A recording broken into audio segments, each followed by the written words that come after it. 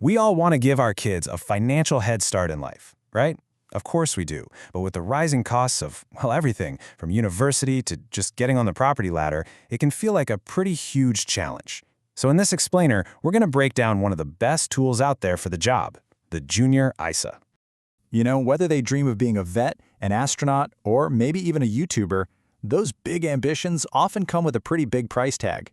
But the good news is, with a little bit of planning, helping them get there is actually more manageable than you might think. So, where do we begin?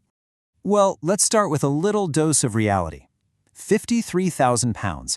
That is the average debt for students in England when they finish university. Just think about that. It's a massive financial hurdle to face right at the start of your adult life. And honestly, it's a number that really drives home why saving early is just so important. So, faced with that kind of challenge, what's the game plan?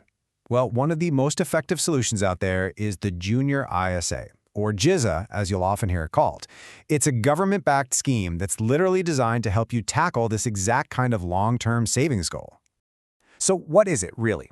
At its heart, a Junior ISA is just a savings and investment account for a child. But it's got this one amazing superpower. It is completely tax efficient.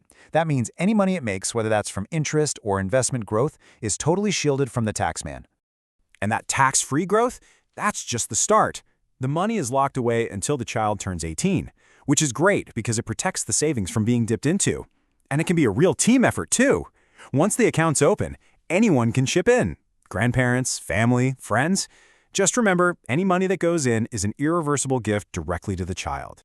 Okay, so like any financial product, there are a few rules you need to know, but honestly, they're refreshingly simple. Let's just walk through how a JISA actually works, from the day it's opened all the way up to that big 18th birthday.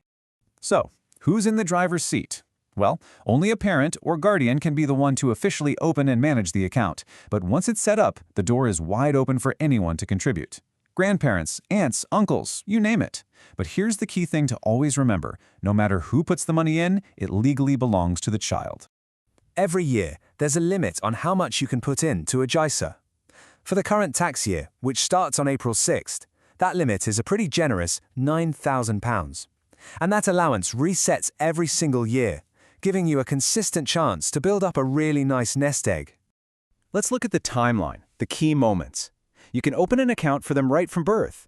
Then, at age 16, the child can actually choose to take over managing the account themselves, which is a pretty big step towards financial independence.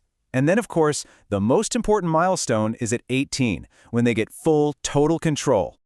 Now, this is a really crucial point and something every parent needs to understand from day one. Once that child turns 18, they have complete, unrestricted access to the money. They can spend it, they can reinvest it, they can do whatever they want with it. It is their decision, and you legally can't stop them. It's something to think about right from the very beginning. Okay, so you've decided to open a JISA. Great, but now you face your first and probably your single biggest decision.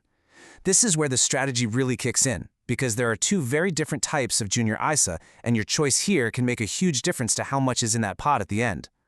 And the choice really boils down to this fundamental question. Are you all about safety, or are you aiming for bigger potential growth over the long run? Look, there's no right or wrong answer here. It completely depends on your goals and just how comfortable you are with risk. So let's break them down. A Cash JISA is basically a tax-free savings account. It grows with interest, your money is totally safe. The biggest risk, really, is inflation, the idea that the cost of living goes up faster than your interest, which kind of nibbles away at the money's real-world value.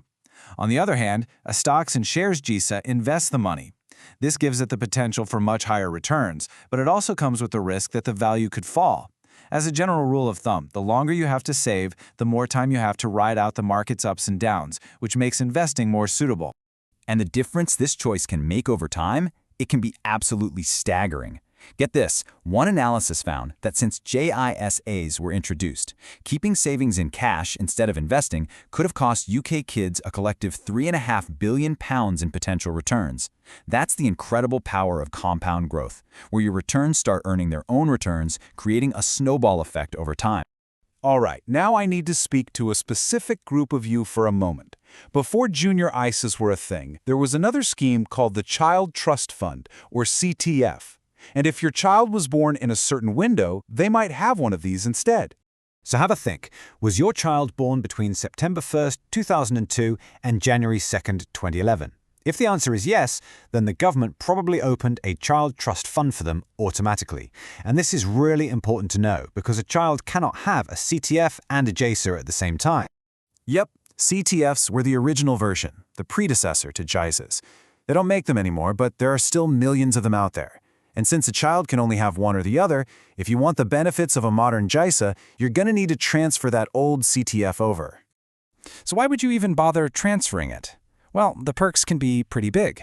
JISAs usually offer a way bigger choice of investments. They often come with lower fees, and they tend to have much better online tools, which just makes managing the whole thing a lot easier. And the good news is, the process is way simpler than you might think. First, if you've lost track of where the CTF is, HMRC has a free tool online to help you find it. Second, you pick a JISA provider that you like the look of. And finally, you just fill out their transfer form and they do all the heavy lifting for you. Easy as that. Okay, so we've covered a lot of the details. Let's just pull back for a second and look at the big picture. What does all of this really mean for helping secure a child's financial future? So let's boil it all down to 4 key takeaways. A JISA gives you powerful, tax-free growth. It provides long-term security because the money's locked in. It gives you the flexibility to choose between safety and growth. And it turns saving into a team effort for the whole family. It really is a brilliantly designed tool. Ultimately, a junior ISA is so much more than just a savings account. It's an investment in their potential. It's a way to clear the path so they can chase their education, buy their first home, or maybe even start their own business. The question isn't just about saving money. It's about what future that money will empower them to build.